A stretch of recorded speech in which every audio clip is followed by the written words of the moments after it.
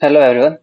तो हम डिस्कस कर रहे थे chapter three motion in straight line.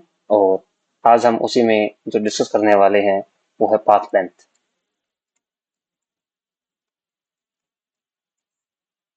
Path length और डिस्प्लेसमेंट दो टॉपिक हैं, तो इनको वन बाय वन स्टडी करते हैं।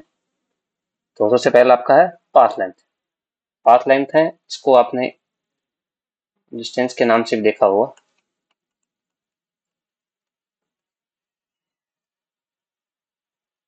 तो पाथ लेंथ क्या है,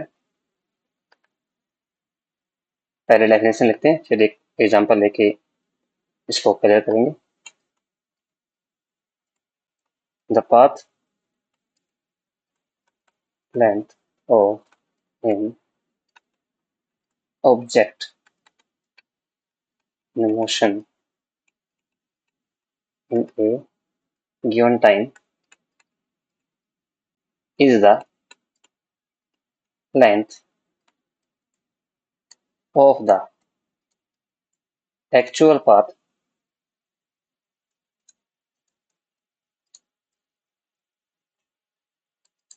traversed by the object in the given time। और हम डायरेक्टली लिख सकते हैं कि एक्चुअल पाथ जो ऑब्जेक्ट ने कवर किया है, यानी कि the actual path covered by the object or body during its motion is called path length. इसका एक एग्जांपल लेते हैं।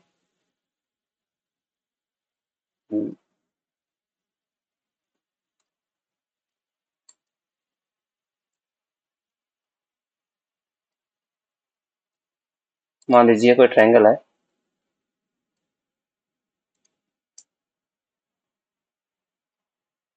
एक ट्रायंगल है।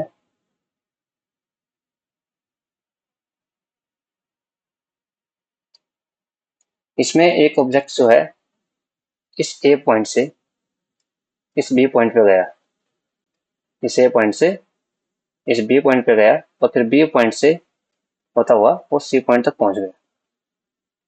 तो एक्चुअल पाथ उसने क्या ट्रेवल किया है, वो ए से बी पे गया और बी से सी पे गया। यानी कि अगर एक्चुअल पाथ देखा जाए, केस वन यही है, केस वन कि वो ए से बी पे गया है और बी से सी पे गया है। तो इस केस में जो पाथ होगा, path length equal to actual path होगा। और आपका एक्चुअल पाथ क्या है, A B plus B C. अब मैं एक और केस कंसिडर कर लेता हूँ फॉर सिंप्लिसिटी, कि मान लीजिए कि वो ए बी और बी सी और फिर वापस वो यहाँ से वापस ए पे आ जाता है। तो केस टू में क्या है कि वो ए से बी पे गया, बी से सी पे गया और सी से वापस ए पॉइंट पे आ गया। तो यहाँ पे पाथ लेंथ क्या होगा, यहाँ पे पाथ लेंथ होगा ए से बी गया तो ए बी, और बी से सी गया तो बी सी, और सी से वापस ए पे आ गया तो ये हो गया। अगर आप इनको जोड़ के निकालना चाहें तो जैसे मान लीजिए एग्जाम्पल लेंथ दी गई है, मान लीजिए 3 4 और यहाँ पे कुछ 7 सेंटीमीटर कुछ दिया गया, तो आप जोड़ के निकाल सकते हैं कि कितना कितना आएगा। तो जो पाथ लेंथ है आपका एक्चुअल पाथ उसने जो कवर किया है उसको रिप्रेजेंट करता है। और फिर तो इसमें पहला पॉइंट तो हम ये लिख सकते हैं कि it is the actual distance travelled. Actual distance, ये वर्ड डिस्टेंस यहाँ पे आ गया है। मैं कहता कि पाथ लेंथ आपका जो है उसको डिस्टेंस भी हम डिनोट करते हैं डिस्टेंस से भी। तो दूसरी बात क्या है कि इसके पास अपना मैग्नीट्यूड है, उसके बाद डायरेक्शन नहीं है। It has only magnitude, no direction. इसका मतलब क्या हो गया कि आपकी एक स्केलर क्वांटिटी है। अब इसके पास हम ये क्यों कह रहे हैं कि इसके पास केवल मैग्नीट्यूड है, इसको समझाने के लिए मैं एक बार एक एग्जांपल ले लेता हूँ कि यही केस आपका ए बी सी वाला, ए बी सी। यहाँ पे कोई पर्सन वन है P1 जो इस पोजीशन पे मूव कर रहा है, और पर्सन P2 है, उससे वो फोन पे बात कर रहा है। एक्चुअल में ये दोनों पास पास नहीं है, ये मान लीजिए फार अवे। ये पर्सन जो है फोन पे बात कर रहा है, ऑन फोन, ठीक है। अब पर्सन P2 कर रहा है कि मैं A पॉइंट से B पॉइंट पे मूव कर गया, जो कि 5 मीटर है, और मान लीजिए B से C 4 मीटर है, ठीक है। P2 को नहीं पता है कि जो पर्सन P1 है, यानी P2 को नहीं पता है कि जो P1 है वो A से B पे गया है 5 मीटर पर, किस डायरेक्शन में गया है। बट स्टिल उसको पता है कि वो 5 मीटर गया है, तो नोट कर लेगा कि जो पर्सन है A टू B वो 5 मीटर गया है। और फिर दोबारा से बात करते हैं तो बताता है P2 कि वह आगे B से C पॉइंट की तरफ 4 मीटर बढ़ा है, और वो नोट कर लेगा 4 मीटर बढ़ा है। लेकिन स्टिल इसको नहीं पता है P2 को कि P जो 1 है वो किस डायरेक्शन में मूव किया है, लेकिन उसको इतना पता है कि हाँ, एक बार 5 मीटर बढ़ा है, एक बार 4 मीटर बढ़ा है। तो P2 बता सकता है कि ये डिस्टेंस जो है 9 मीटर उसने ट्रेवल की है। तो आप देख सकते हैं कि डिस्टेंस केवल और केवल आपको इससे सोल्व हो सकता है कि आपको वो सिर्फ और सिर्फ आपको जानकारी है मैग्नीट्यूड की। इसलिए हम कह रहे हैं कि एक एक एक्चुअली हमें मैग्नीट्यूड ही चाहिए है, डायरेक्शन की जरूरत इसमें नहीं है। अगर वो आपसे लोकेशन पूछेगा कि what is the exact location, की वो कहाँ पे है, और जब वो चीज उस लोकेशन पे डिपेंड करेगी तो आपका वो वेक्टर क्वांटिटी होता है। तो उसके बारे में हम आगे पढ़ेंगे, जैसे डिस्प्लेसमेंट है वो एक वेक्टर क्वांटिटी है, उसमें आपको बताएंगे कि कैसे डिस्टेंस जो डिस्प्लेसमेंट है, अगर पॉइंट चेंज हो जाएंगे तो आपका जो डिस्प्लेसमेंट है वो चेंज हो जाएगा। तो एक पॉइंट और ले सकते हैं हम, it can never be zero. अगर ऑब्जेक्ट मूव किया है तो, अगर ऑब्जेक्ट जहां है उसी पोजीशन पे है तो जीरो ही है डिस्टेंस पर। और नेगेटिव,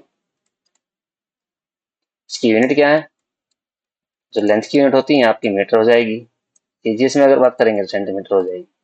ये कुछ इंपॉर्टेंट पॉइंट थे जो आपके पाथ लेंथ के रिगार्डिंग थे। तो अब नेक्स्ट टॉपिक है, वो है डिस्प्लेसमेंट।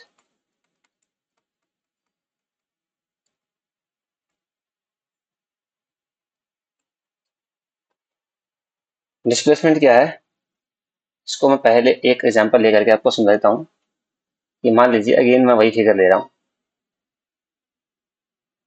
ये आपका मैं पॉइंट ही कंसिडर कर लेता हूँ एक बार, कि अगेन 5 और 4 मीटर का कंसेप्ट है कि ए से बी पे, ये मान लीजिए 5 मीटर है, ये मान लीजिए 4 मीटर है। तो और ये मान लेता हूँ कि मैं ऑलमोस्ट सेम, यहाँ पे ये लाइन सीधी है, तो ये सी पॉइंट पे आया, ये 5 मीटर है। पर मैं एक केस और कंसिडर करता हूँ के साथ में,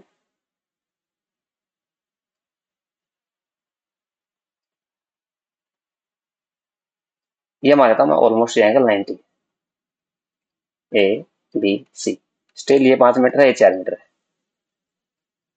या फिर पिछले वाले से अगर आपको एग्जाम्पल चेंज करना है तो हम इसमें ऐसा कर सकते हैं, थोड़ा इजीनेस के लिए, कि आप ये 4 ले लीजिए, 3 ले लीजिए। अगेन यहाँ पे ये 4 है, ये 3 है, ये मीटर में है सब। अब अगर देखा जाए यहाँ पे अगेन एक बार अगर मैं डिस्टेंस कंसिडर करूंगा तो वही 4 + 3 7 मीटर आ जाएगा। इतना हमें क्लियर है, अब तक हमने इतना ही पढ़ा है, तो हम अभी तक इतना ही लिखेंगे इसको, ठीक है। ये 7 मीटर का डिस्टेंस आ गया। अब डिस्प्लेसमेंट को पहले समझते हैं कि डेफिनेशन क्या होती है, और फिर यहाँ से इन दोनों की डिस्प्लेसमेंट निकालने की कोशिश करेंगे। या फिर ये मान लेंगे कि 4 है, 3 आपका, ठीक है। तो सबसे पहले डेफिनेशन लिखते हैं डिस्प्लेसमेंट की, it is defined as the change in position of the object that is difference between the final and initial position of the object in a given time। Displacement में क्या है कि अगर वो पॉइंट ए से B और B से सी गया है तो उसको फर्क नहीं पड़ता है कि वो बी से होते हुए गया है। अगर मुझसे कोई पूछेगा कि डिस्प्लेसमेंट क्या है ए सी की, तो मैं डायरेक्ट इसको पॉइंट आउट करूंगा कि ये जो है ए से सी, ये मेरे डिस्प्लेसमेंट। मैं इसको वेक्टर बना रहा हूँ क्योंकि वेक्टर क्वांटिटी बताएंगे कैसे। ए से सी ये मेरा आपका डिस्प्लेसमेंट है। उसको फर्क नहीं पड़ रहा कि वो 4 मीटर पहले इधर गया फिर 3 मीटर इधर आया है। इसको मैं ज्यूम कर लेते हैं कि ये कुछ डिस्टेंस है आपका। आप इसको 4 या 3 जो भी कंसिडर करना कंसिडर कर सकते हैं। Figure 1 figure 2। तो ए से सी जो डिस्टेंस है, मैं रफली वैसे आपको आइडिया दे रहा हूँ, इसको सोल्व नहीं कर रहा हूँ, वरना आप परपेंडिकुलर डाल करके सोल्व कर सकते हैं कि डिस्टेंस कितनी कितनी आएंगी अगर आपको एंगल दिया हो तो यहाँ पे। तो ये मान लीजिए कि आपका जो है एंगल 90 से कम ही है, ये एंगल एंगल भी इधर तो छोटा ही होगा। ये मान लेता हूँ कि फॉर इंस्टेंस मान लेता हूँ कि जो ए सी है वो 4 मीटर है। ठीक है, तो इस फिगर 1 में ए सी जो है 4 मीटर है। अब केस बी भी सेम ही है, डिस्टेंस तो सेम ट्रेवल किया है, 4 + 3 आपका 7 मीटर हो गया। पर आप देखेंगे क्योंकि मैंने कोऑर्डिनेट चेंज कर दिया है, ये कोऑर्डिनेट चेंज हो गया है, इसी पहले इधर था इसको यहाँ शिफ्ट कर दिया है। तो इस केस में आप देखेंगे कि जो डिस्प्लेसमेंट है ए सी वो 4 के बराबर नहीं है। तो आप निकाल के देखेंगे तो 4 का स्क्वायर और 3 का स्क्वायर, ये आपका ए सी आएगा 5 मीटर। यानी कि डायरेक्शन चेंज करने से उसके मैग्नीट्यूड पे भी फर्क पड़ रहा है और क्वांटिटी जो है चेंज हो रही है, जो क्वांटिटी है वो चेंज हो रही है, पोजीशन भी अलग है।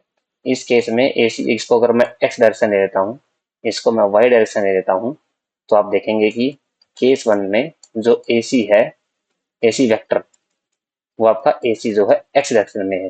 जो यूनिट वेक्टर आपको डायरेक्शन पता है, इसको एक्सप्लेन करेंगे आगे। आप इतना समझ लीजिए कि हमने एक्स कर लगाया, इसका मतलब कि जो ए सी है वो एक्स डायरेक्शन में है और ए सी क्या है इसका मैग्नीट्यूड जो कि है, अगर मैं यहाँ पे 4 ले रहा हूँ तो ये 4x है। ये दूसरे केस में अगर आप देखेंगे ये x है ये y है, तो जो ए सी है यहाँ पे खाली x डायरेक्शन में नहीं है, वो कुछ y डायरेक्शन में है। अब एग्जैक्टली हमें निकाला नहीं कितना है, पर मैं मान लेता हूँ कुछ x डायरेक्शन में है और प्लस कुछ y डायरेक्शन में है। यानी कि आपने अगर कोऑर्डिनेट चेंज कर दिए सेम डिस्टेंस होते हुए भी, डिस्टेंस आप देखेंगे कि ओरिएंटेशन से फर्क नहीं पड़ा कि सी कहाँ पे है, बी पॉइंट कहाँ पे है, फ्रंटल एंगल सी 4 मीटर है 3 मीटर है, तो आपका ये 7 मीटर ही रहेगा। यानी कि डिस्टेंस के ऊपर उसका डायरेक्शन का कोई फर्क नहीं पड़ा है, इसलिए इसके अंदर क्वांटिटी है। पर यहाँ पे आप देख रहे हैं कि ए सी जो दोनों केसेस में अलग अलग निकल के आएगा, तो इसलिए ये आपकी एक वेक्टर क्वांटिटी है। आई होप ये क्लियर हुआ होगा।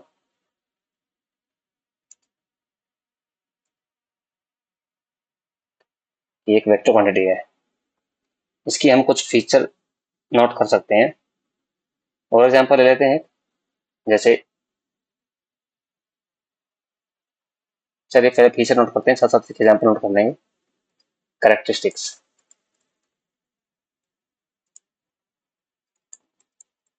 पहले वाले की भी कुछ कैरेक्टरिस्टिक्स मैंने लिखवाई थी, वहाँ पे हेडिंग डाली थी पर कैरेक्टरिस्टिक्स लिखवाई थी।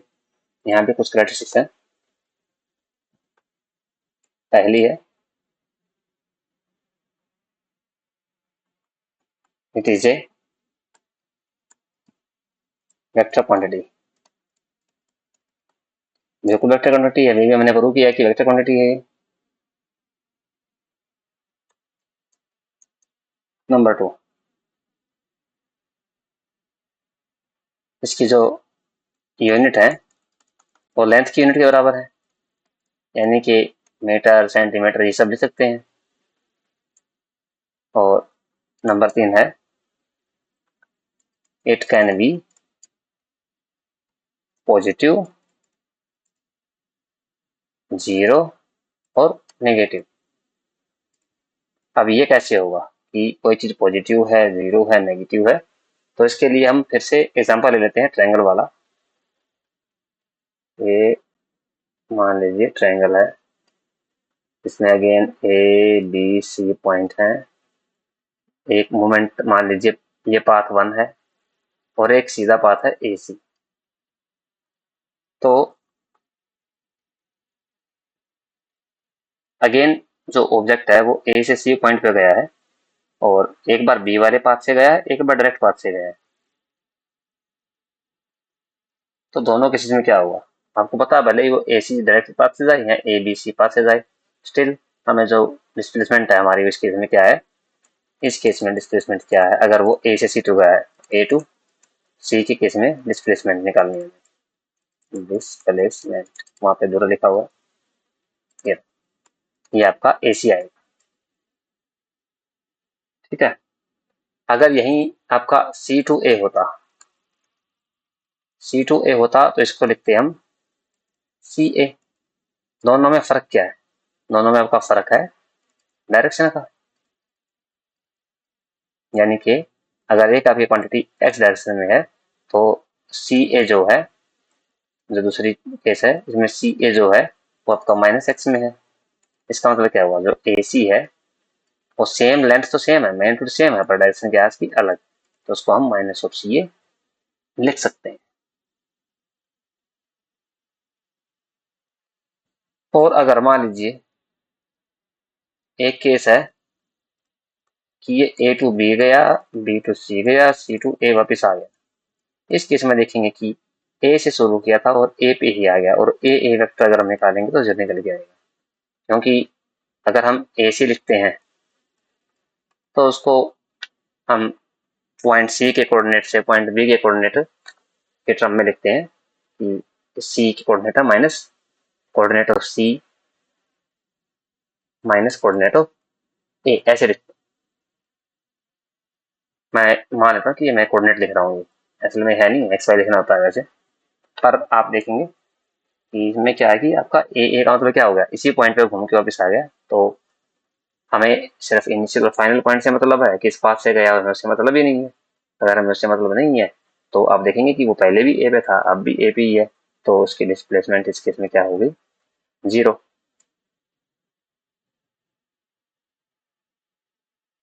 तो इसमें नेक्स्ट पॉइंट नंबर 3 नंबर 4 पे आ जाते हैं। नंबर 4, जो डिस्प्लेसमेंट है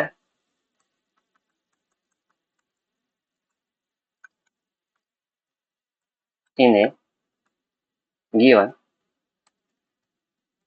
interval of time is independent of the choice of origin। यानी कि ओरिजिन हम कहाँ चूज करते हैं उससे फर्क नहीं पड़ता है, ओरिजिन हम कहाँ चूज करते हैं उससे फर्क नहीं पड़ता है। अगर हमें कोई डिस्प्लेसमेंट निकालनी है तो हम उसको निकाल सकते हैं।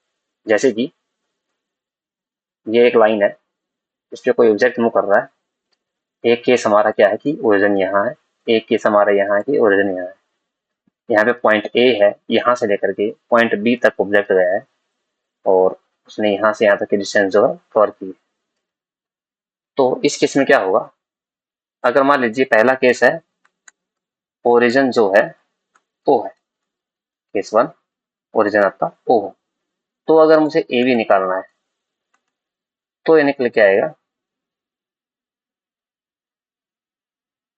ओ से बी तक का डिस्टेंस, यानी कि ओ बी, ओ से बी तक का डिस्टेंस, वेक्टर तो वेक्टर लगाया हमने, और ओ से ए तक का डिस्टेंस, ये आ गया आपका ए बी। दूसरा केस क्या है, अगर ओरिजिन ओ टू, सॉरी ओ वन है, इसको चाहिए वन कर दीजिए, ये ओ वन है ये ओ टू है, तो इस केस में क्या होगा, O one B A, again A B निकाल रहे हैं, अब की बार ओरिजिन ये है, अगर ओरिजिन ये है तो ओ से लेकर के बी तक की distance O to B displacement minus O to A displacement. यानी कि एक बार तो हमने क्या किया है, हमने इसमें से इसको माइनस किया है, ठीक है। और दूसरी बार में हमने क्या किया है, अगर ऑटो रीजन है तो इसमें से इस थ्योरी को माइनस किया, तो स्टिल जो डिफरेंस निकल के आता, जो लेंथ है वो आपकी ए बी ही है। तो इससे ये क्लियर होता है कि ओरिजिन से फर्क नहीं पड़ता कहाँ पे, जो आपकी ए बी डिस्प्लेसमेंट है वो ए बी ही रहेगी। तो अब आगे जो पॉइंट है आपका number 5,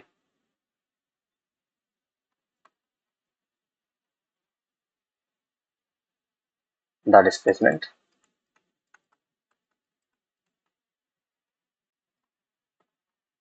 of A particle in a given time does not tell the shape of the path traveled। ये क्या कह रहा है कि मान लीजिए ए पॉइंट ए पॉइंट से बी पॉइंट तक कोई ऑब्जेक्ट गया, उसने पहले तो ये पाथ फॉलो किया, फिर उसने ये पाथ फॉलो किया, फिर उसने मान लीजिए ये पाथ फॉलो किया। 3 अलग अलग केस ले लिए मैंने, 2 और 3। आप देखेंगे कि तीनों पाथ जो हैं अलग अलग हैं, पर स्टिल यहाँ इस केस में क्या है, जो डिस्प्लेसमेंट ए बी है वो सेम है, यानी कि हर केस के लिए क्या है, वो सेम है, हर केस के लिए वो सेम है।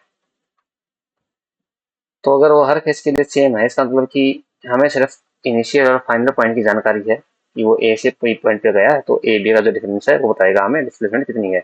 किस पाथ से गया, उसकी शेप क्या है, इससे कोई फर्क नहीं पड़ रहा, तो हम उसकी जानकारी नहीं निकाल सकते। उसके लिए हमें एक्चुअल पाथ की जानकारी चाहिए, जो हम पाथ लाइन निकालते हैं कि एक्चुअली किस पाथ से गया। अगर मान लीजिए ये पाथ, टोटल पाथ की बात कर रहा हूँ, ये मान लीजिए कि पाथ जो है, पाथ 2 है जो 5 मीटर का है, पाथ 1 जो है 9 मीटर का है, पाथ 3 जो है थोड़ा बड़ा है, मान लीजिए 15 मीटर का है। अगर मुझे पाथ लेंथ की जानकारी है तो मैं बता सकता हूँ कि अगर 15 मीटर चला है तो पाथ से गया होगा। इसलिए पाथ लेंथ की जानकारी जरूरी है, डिस्प्लेसमेंट हमें ये नहीं कर सकता। अगला पॉइंट है the magnitude the magnitude of displacement between two position is the shortest distance. आपको पता है कि सबसे शॉर्टेस्ट, अगर कोई 2 पॉइंट ले लेंगे आप, तो उनके बीच का जो, ये पॉइंट ए है, ये है, तो अगर आपको छोटा डिस्टेंस देखनी है तो आप एक सीधी लाइन ड्रॉ करेंगे जो कि शॉर्टेस्ट होगी, पर आपका वही क्या, आपका डिस्प्लेसमेंट है। तो ये भी यही कह रहा है कि जो डिस्प्लेसमेंट है वो शॉर्टेस्ट पाथ ही है। पॉइंट नंबर 7, जो मैग्नीट्यूड होता है डिस्प्लेसमेंट का, यानी कि डिस्प्लेसमेंट का मैग्नीट्यूड,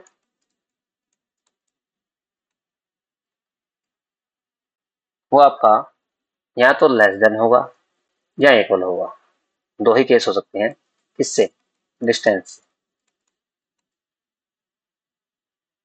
क्योंकि आपने देखा है कि डिस्प्लेसमेंट जो है वो डायरेक्ट ड्रॉ करते हैं हम इनिशियल फाइनल पॉइंट से। तो हो सकता है कि कुछ केस में, जैसे कि ऊपर ट्रायंगल वाला केस है, इसमें ए बी जो पाथ छोटा है, अगर ट्रायंगल वाला केस कंसिडर करें, एक ही केस ले लेना, तो आप देखेंगे छोटा है। अगर कोई स्ट्रेट लाइन है तो उसमें बराबर हो जाता है। तो इसलिए ये जो चीज़ है ये वैलिड होती है।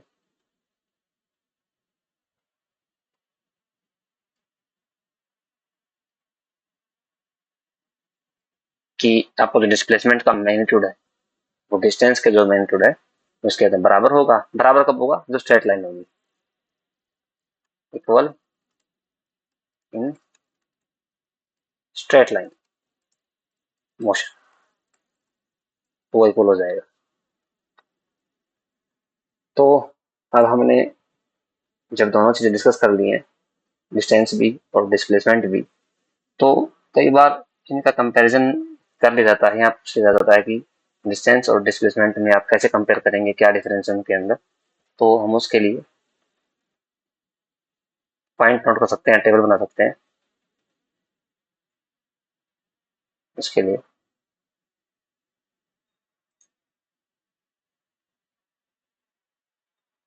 तो यहाँ पे एक टेबल में नोट कर लेते हैं।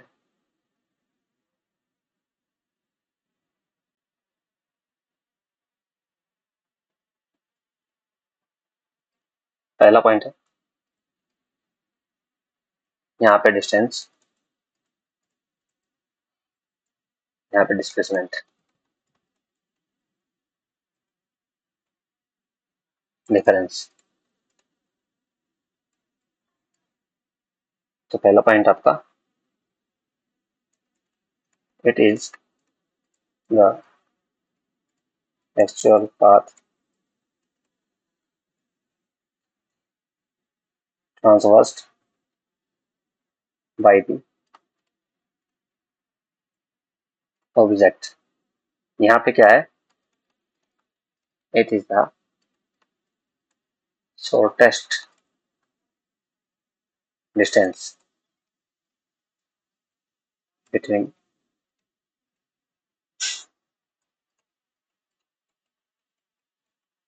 द इनिशियल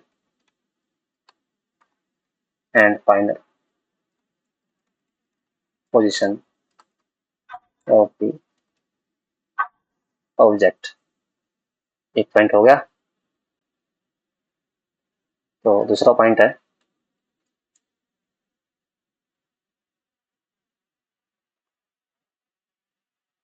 हम सारे पॉइंट पढ़ चुके हैं। It is a scalar quantity,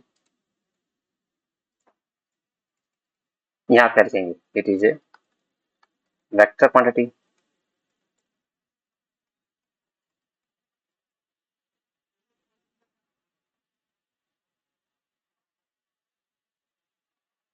तीसरा पॉइंट है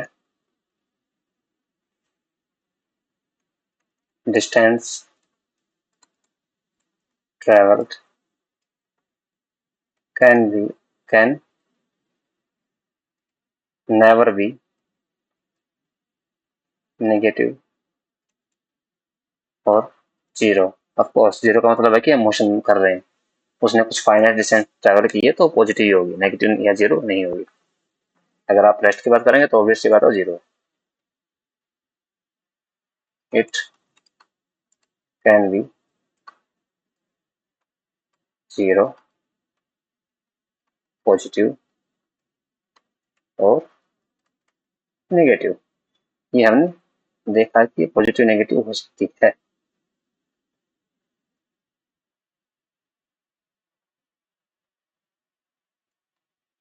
इसके बाद है नंबर 4,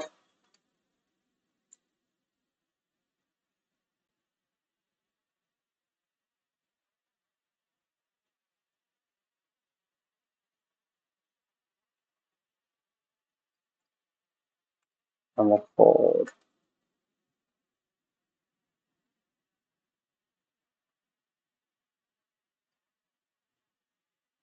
तो नंबर 4 पॉइंट रहेगा था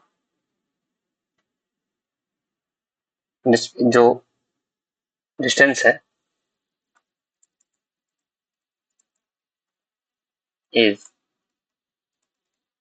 आइदर ग्रेटर देन और equal to displacement but never less than displacement. तो इसमें हम, पर इसमें ऐसा हो सकता है,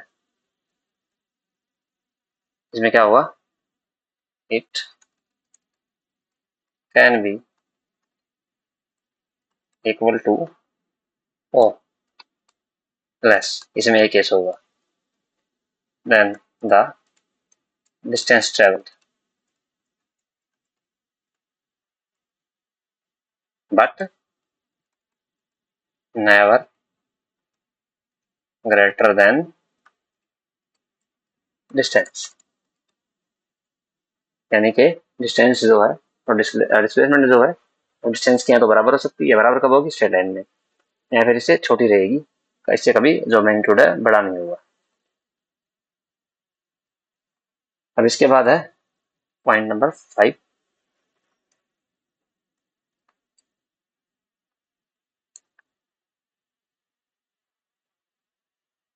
जो डिस्टेंस है can take many values,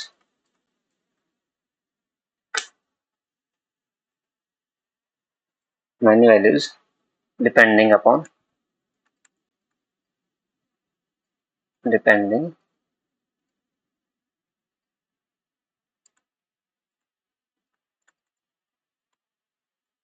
depending upon the path followed.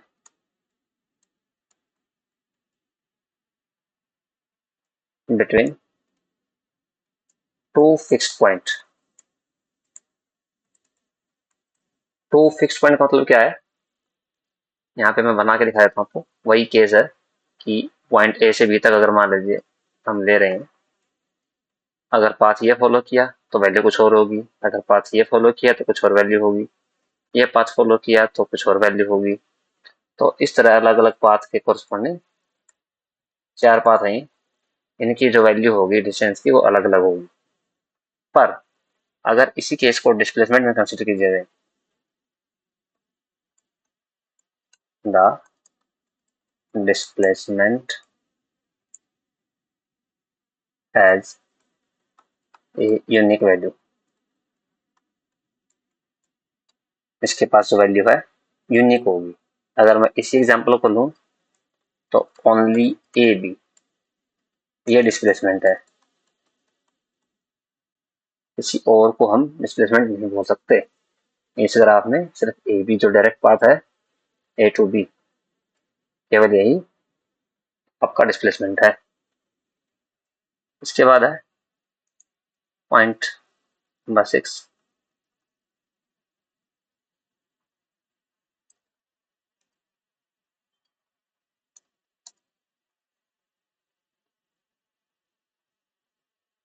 Point number 6 है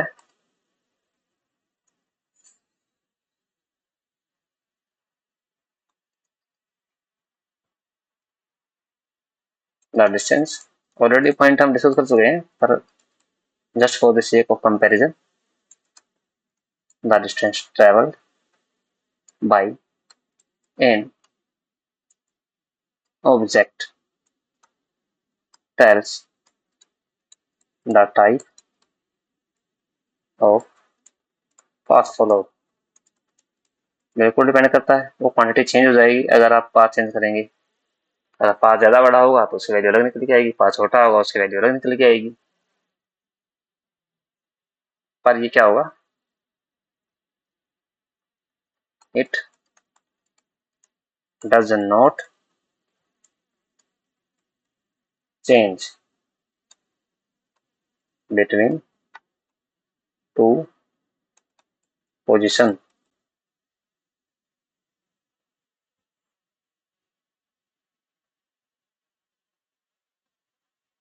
सॉरी, हमें ये पॉइंट नहीं लिखना था। हमारा जो पॉइंट है वो है it does not tell the type of path followed. जो हमने अलग अलग पाथ का एग्जांपल लिया था कि मान लीजिए एक पाथ ये है फ्रॉम दिस पॉइंट, एक पाथ ये है और एक पाथ मान लीजिए ये है। तो ए बी जो है वो, जो मैं ये रेड लाइन से इसको शो कर देता हूँ, ए बी जो आपका, वो आपका ये रेड वाला एक पाथ है, रेड वाला पाथ। और ये नहीं बताता अगर ए से बी पॉइंट पे हम गए हैं तो डिस्प्लेसमेंट नहीं बताएगा कि इसका एक्चुअल में पाथ था कैसा। उसके लिए तो हमें डिस्टेंस का पता होना चाहिए। ये हम डिस्कस कर चुके हैं ऑलरेडी।